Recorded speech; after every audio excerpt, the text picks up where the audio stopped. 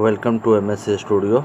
आज हम आप लोगों के बीच 9, 10, 11, 12 आर्ट्स एवं साइंस के लिए हिंदी व्याकरण का कारक का थ्योरिकल पार्ट लेकर आए हैं, है ना।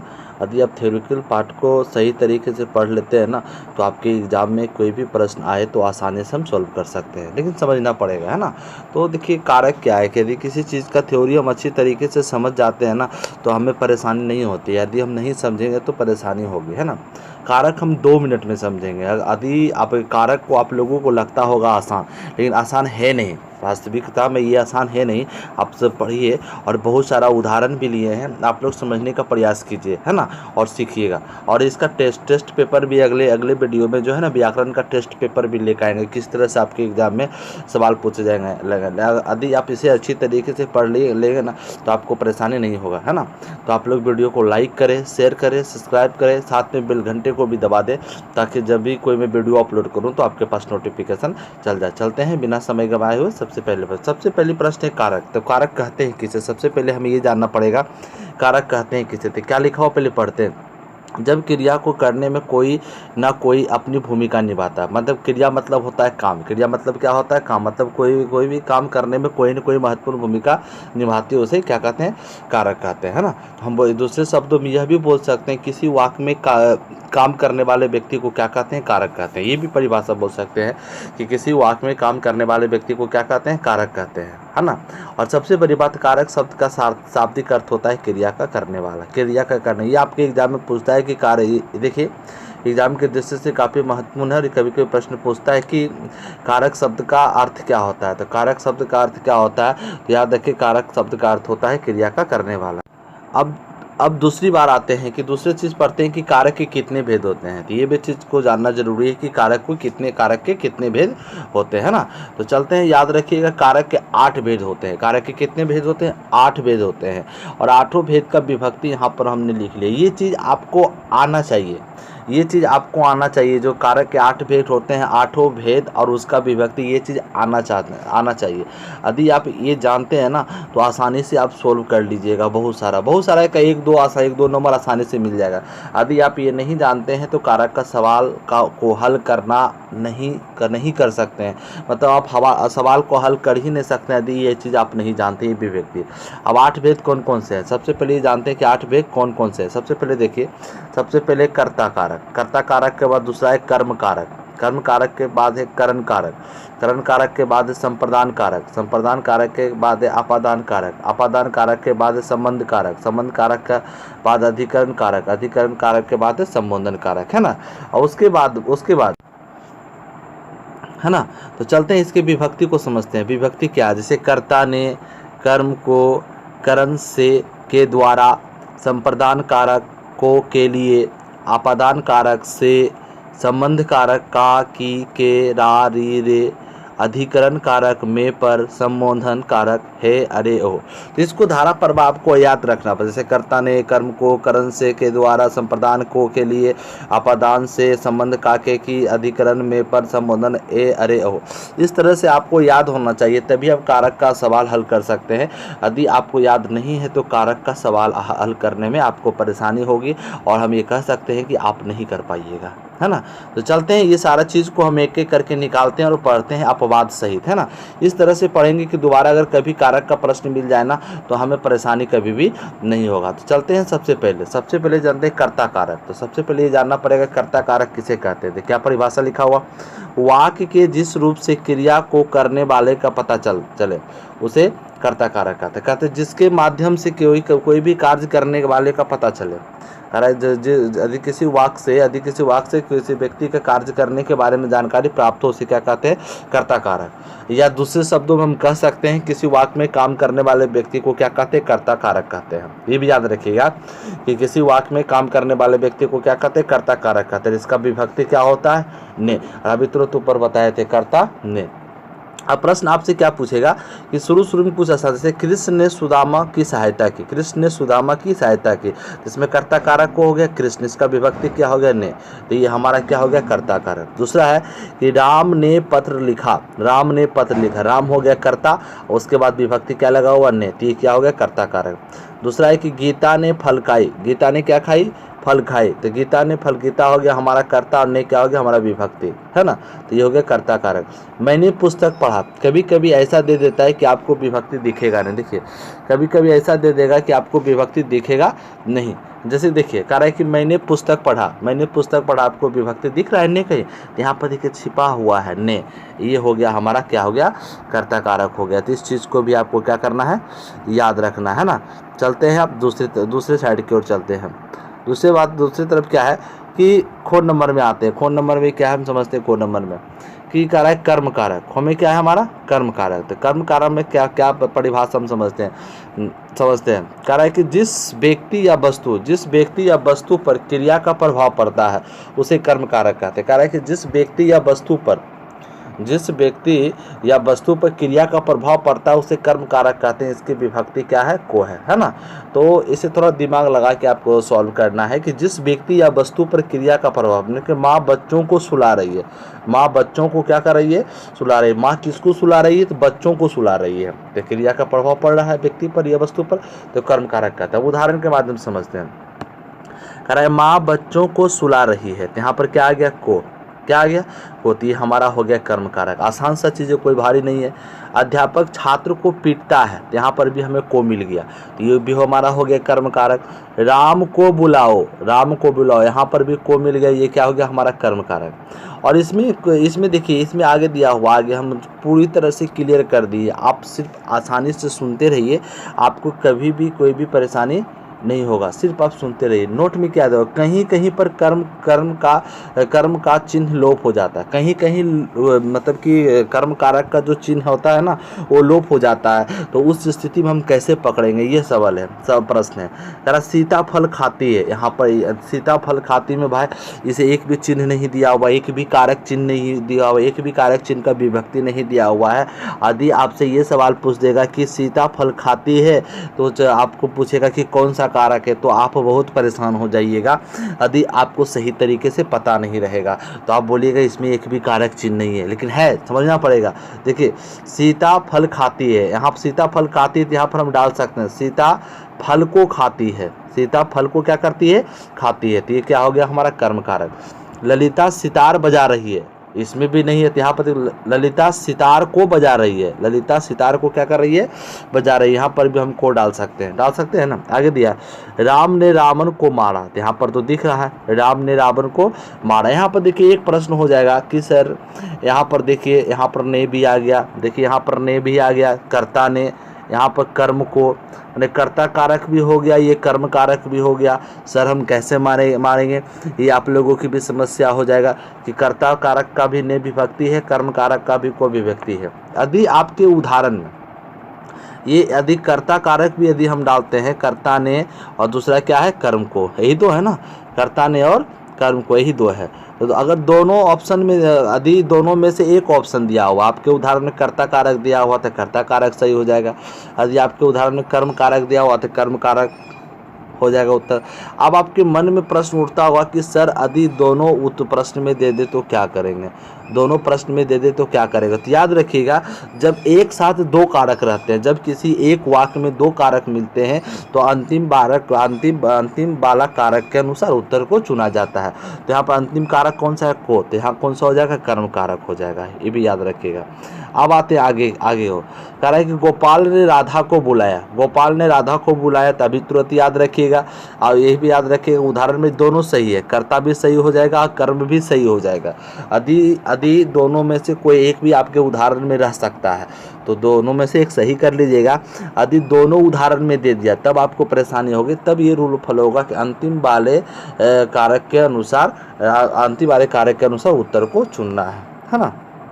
चलते हैं आगे क्या दिया हुआ है, कृष्ण ने कंस को मारा, कृष्ण ने कंस को मारा। यहाँ पर देखिए कौन सा कारक हो गया कर्म कारक हो गया, कौन सा कारक है कर्म कारक। उसने पत्र लिखा, देखो यहाँ पर भी छिपा, उसने कर्ता कारक, उसने पत्र को लिखा, ऐसा होता है, उसने किसको लिखा पत्र को लिखा। देखिए यहाँ पर उदाहरण को आपको समझना पड़ेगा, बारीकी से पढ़ना पड़ेगा। आप जैसे कि उसने आपको नजर आया तो आपने कर्ता कारक मार दिए तो दिक्कत हो जाएगा, उतना आसान नहीं है कि जितना आसान आप लोग सोचते हैं। इसे बारीकी से देखिए और पढ़िए और उसमें कारक को जोड़ने का प्रयास कीजिए, तब जाके उत्तर सही होगा।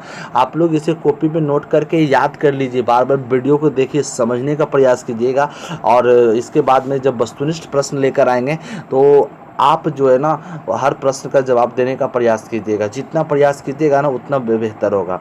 अब इसी में देखिए कुछ अपवाद दिया हुआ दिखेगा नहीं, कुछ अपवाद दिया हुआ। देखिए अपवाद में क्या है, यदि किसी वाक्य के अंतिम में, यदि किसी सेंटेंस के अंतिम में बुलाना, सुलाना, कोसना, जगाना, पुकारना, भगाना, चारों ओर, ये सब का बोध हो तो वो हमेशा कर्म कारक होता है, ये भी याद रखिए। जैसे कि मैंने श्याम को बुलाया, यहाँ पर तो को मिल गया, कर्म कारक, दिक्कत नहीं है। मैंने बच्चों को सुलाया, तो इसमें भी को मिल गया तो कोई दिक्कत नहीं है ना। यहाँ पर देखिए सुलाया लास्ट में है ना। शीला ने भाभी को जी भर के कोसा, तो यहाँ पर भी को आ गया, दिक्कत नहीं है, तो कर्म कारक हो गया, है ना। आगे देखिए ने भी है।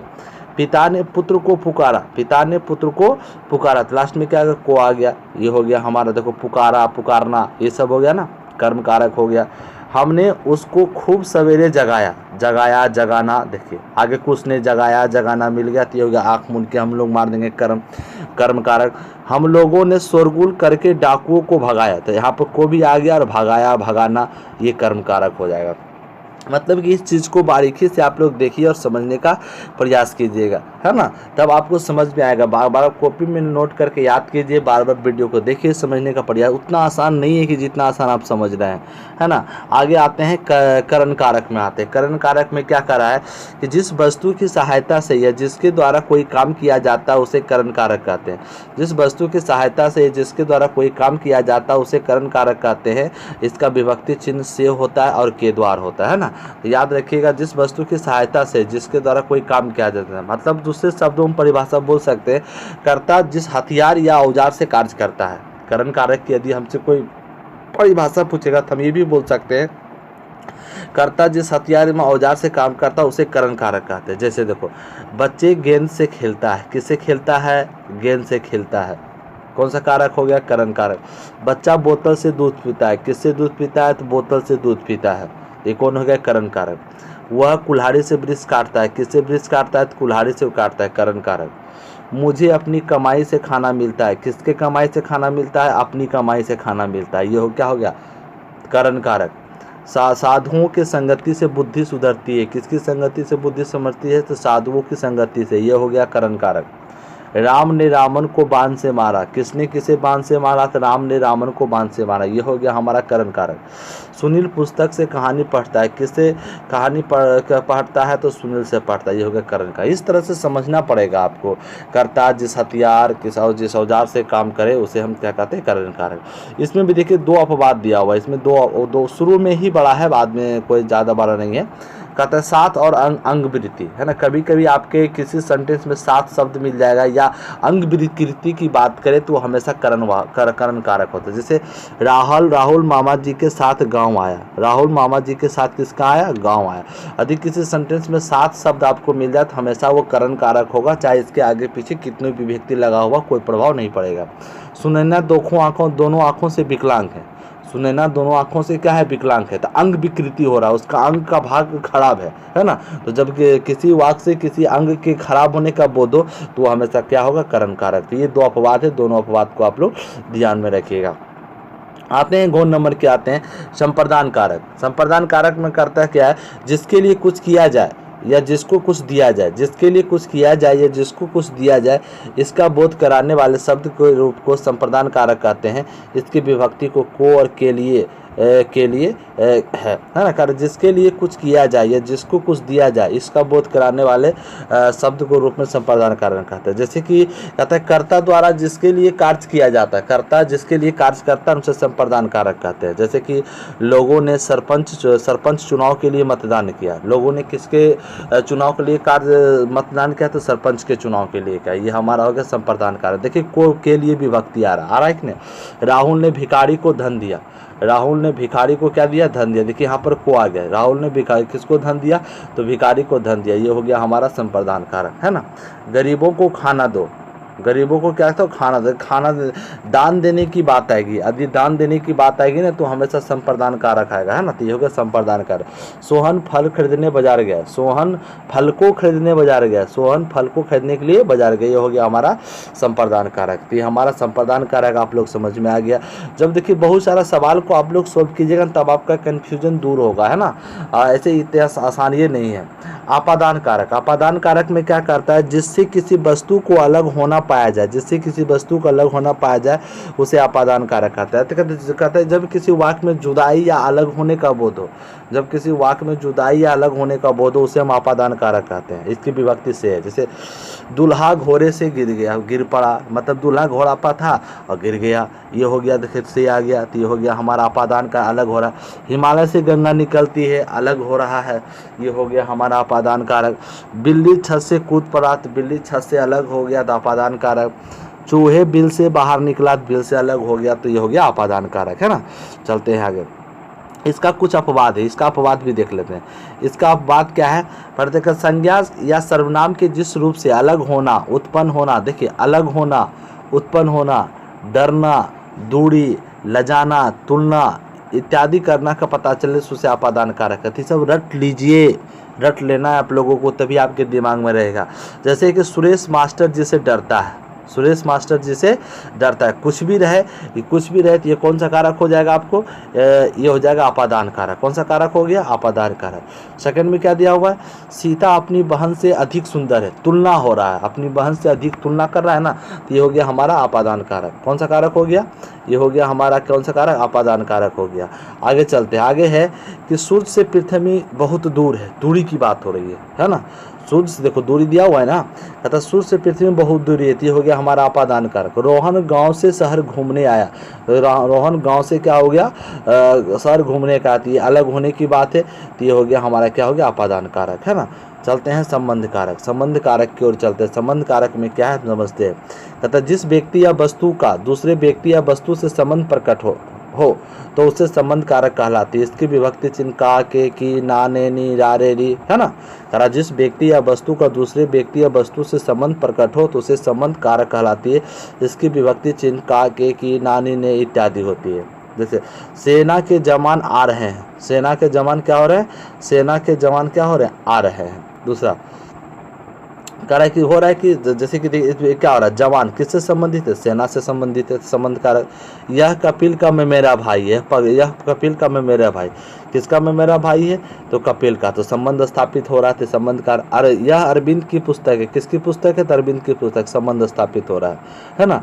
तो अधिकरण कारक में आते हैं। तो अधिकरण कारक में क्या है, अधिकरण कारक में कि शब्द के जिस रूप से क्रिया के आधार का ज्ञान होता है, शब्द के जिस रूप से क्रिया के आधार का ज्ञान होता है उसे अधिकरण कारक कहते हैं। इसकी विभक्ति में है और पर है। कारण कि शब्द के जिस रूप से क्रिया के आधार का ज्ञान होता है उसे अधिकरण कारक कहते हैं। जैसे राहुल छत पर खेल रहा है, ज्ञान प्राप्त हो रहा है हमको, राहुल कहाँ खेल रहा है, तो हम बोलेंगे छत पर खेल रहा है। सुरेश मैदान में खेल रहा है, फिर पूछेंगे सुरेश कहाँ खेल रहा है, तो मैदान पर खेल रहा है। तो ये हो गया हमारा अधिकरण कारण। देखिए यहाँ पर में भी आ रहा आसान से, है ना। यहाँ पर देखिए पर भी आ रहा है ना। इस मैंने विभक्ति के माध्यम से भी हम पकड़ सकते हैं, लेकिन बहुत सारे ऐसे सेंटेंस मिलेगा जो कि विभक्ति के माध्यम से नहीं समझ में आएगा, आपको लॉजिक लगाने की आवश्यकता होती है। पेड़ पर कोयल बैठा है, यहाँ पर आ गया तो आसानी सब समझ लेते हैं। अब इसका अपवाद क्या है, इसका अपवाद को हम समझते हैं। इसका अपवाद क्या है, अब बाद में कह रहा है कि कहीं कहीं पर विभक्ति का लोप होता है तो उसकी जगह पर किनारे, यहाँ, वहाँ, समय इत्यादि पदों का प्रयोग होता है। जैसे देखो, मैं संध्या समय गंगा किनारे जाता हूँ, मैं संध्या समय गंगा किनारे जाते हैं। यदि किसी सेंटेंस में आपको किनारे मिल जाए, यदि किसी शब्द में क्या होता है किनारे मिल जाए तो ये संबंध कारक हो जाएगा। जिस समय वो आया था उस समय मैं नहीं था, जिस समय वह आया था उस समय हम नहीं थे। यहाँ पर देखिए समय आ गया, तो ये हो गया संबंध कारक। वहाँ सभा होने जा रहा है, यहाँ सभा होने जा, देखिए यहाँ वहाँ है लिखा हुआ, ये हो गया संबंध कारक। तो बहुत सारे बेसिक चीज़ें ना जो आपको ध्यान रखने की आवश्यकता है ना। एक लास्ट है संबोधन कारक। तो संबोधन कारक को हम आसानी से पकड़ सकते हैं, है ना। कारक संज्ञा सर्वनाम के जिस रूप से बुलाने या पुकारने का बोध हो उसे संबोधन कारक कहते हैं। जहाँ पर पुकारने, चेतावनी देने, ध्यान बटाने के लिए जब संबोधित किया जाता है उसे संबोधन कारक कहते हैं। जैसे हो गया हे भगवान उसका क्या होगा, है ना। अरे जितेंद्र कहाँ गया, ओ भाई कहाँ भागे जा रहे हो, मतलब बोध होता है ना। तो चलिए आज हम आप लोगों के लिए कारक का बेसिक कॉन्सेप्ट हम ख़त्म कर दिए, है ना। आप लोग इसे अच्छी तरीके से कॉपी में नोट करके पढ़िएगा। और आपके लिए 2 प्रश्न देते हैं, कमेंट में इसका उत्तर देने का प्रयास कीजिएगा। पहला वो है कमेंट में कि भूखे को अन्न देना चाहिए, ये कौन सा कारक है। वह सांप से डरता है, वह सांप से डरता है, कौन सा कारक है। दोनों प्रश्न का जवाब आप कमेंट में देने का प्रयास कीजिएगा। और आप लोग वीडियो को लाइक करें, शेयर करें, सब्सक्राइब करें और साथ में बेल घंटे को भी दबा दें, ताकि जब भी कोई वीडियो अपलोड करूं तो आपके पास नोटिफिकेशन पहुंच सके। जय हिंद।